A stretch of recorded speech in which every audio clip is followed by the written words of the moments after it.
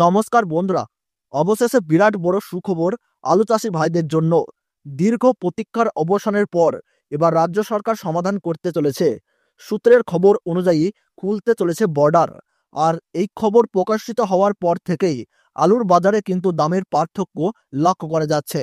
বিশেষজ্ঞরা জানিয়েছেন, যখনই রাজ্য সরকার বর্ডার খোলার ঘোষণা করবেন সেই দিনই কিন্তু বস্তা প্রতি আলুর দাম 100 টাকা থেকে 200 টাকা পর্যন্ত বেড়ে যাবে।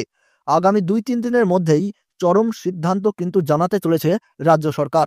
এর ফলে বর্তমানে কিন্তু নতুন আলুর দাম বস্তা প্রতি কিছুটা হলেও বাড়তে চলেছে। তো দর্শক বন্ধুরা, আমরা এখন দেখে নেব আজকের দিনে উত্তরবঙ্গ থেকে শুরু করে দক্ষিণবঙ্গের বাজারে বাজারে নতুন আলুর দাম কত টাকা রয়েছে এবং ভবিষ্যতে অর্থাৎ 2025 সালের আলুর বাজার ঠিক কীরকম হতে পারে। তো এই সমস্ত বিষয়বস্তুকে কেন্দ্র করে যে গুরুত্বপূর্ণ তথ্যগুলি চলে এসেছে, তো তাই কিন্তু আমি আজকে আপনাদেরকে জানিয়ে দেব এই ভিডিওটির মাধ্যমে। তাই বিস্তারিতভাবে জানতে হলে অবশ্যই ভিডিওটিকে শেষ পর্যন্ত দেখবেন এবং আমাদের এই ইউটিউব চ্যানেলটিকে সাবস্ক্রাইব করে পাশে থাকবেন, যাতে পরবর্তী এই রকমই আলুর খবরগুলি আপনারা যেন প্রতিদিনই সবারই প্রথমে পেয়ে যেতে পারেন। তাহলে চলুন বন্ধুরা, ভিডিওটিকে শুরু করা যাক।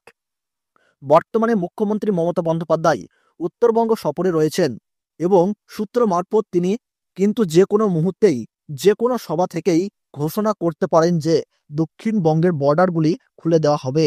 এখনো যদি আলুগুলি হিমঘরে পড়ে থাকে তাহলে কিন্তু তা পচে পচে নষ্ট হয়ে যাবে।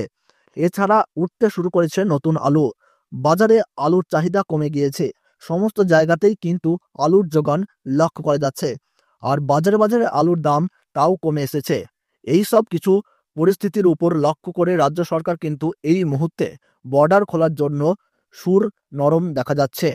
এই বছর আলু চাষের প্রথম দিক থেকেই আলুর গাছ কিন্তু প্রত্যেক জায়গাতেই ভালো রয়েছে এবং আলু চাষের জন্য অনুকূল পরিস্থিতিও বজায় রয়েছে, যার ফলে প্রত্যেকটি জায়গাতেই এই বছর আলুর ফলন বাম্পার হতে চলেছে।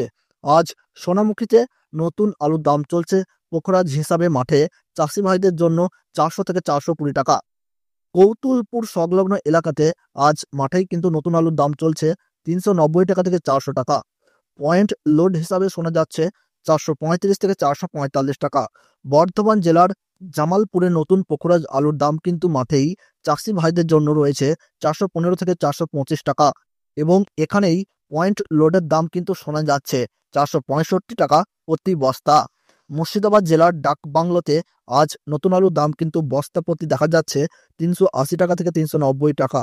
ঝাড়গ্রাম জেলার বিনপুরে আজ নতুন পোখরাজ আলুর দাম কিন্তু রয়েছে 350 টাকা থেকে 375 টাকা।